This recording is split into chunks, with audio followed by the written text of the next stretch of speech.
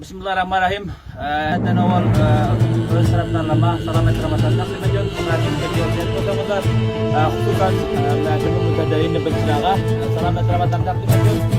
Yona Fransa'dan ayrı Türkiye kumandan emniyet bilçinağı Nemette şehit oldu ya zahmet oldu ya kaçışta bizler yok ben kaçam yok. Bana gelip aldım kaçırdım ben. Ayak kızılman kagıldım bilen mazat. Düşmanlara şöyle aktar veriyorum ki Nakatırı hurda zaten mukalımı duruyorsa Vatan özlemizdendir Bizler vara Bizlere kapışılık ayıptır Buna hem bilsen Bizler nakatırı hurda bilçirağın dıfa ediyor Bilçirağın bizlerin vatanımızdır Ayıptır mı?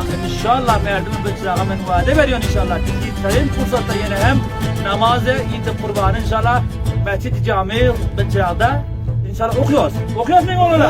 Haa bildiniz mi? Sizlere ikram veremem kavimleri inşallah bizlerden vakti adalet bir aytaman ben bunu aşkar kıldım ben bundan mekam kılamam kılıç hizmetkar merdimdir bildinizler mi?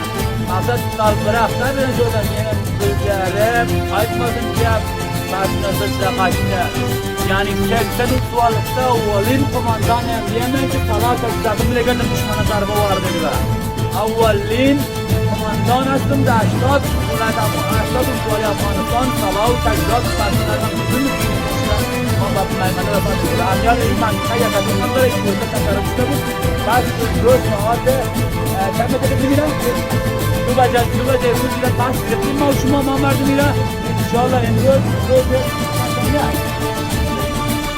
Gözü düzenli tarihe şekli tarafına İnşallah mamardım Emetumu vardı meydamadara Bakatırı hurda mukavul Müslümana vatan meydan miyim İnşallah meydan miyim ne? Ben artık bu kadar minar meydan inşallah Karim Koşat Taşma Meydan'ın buna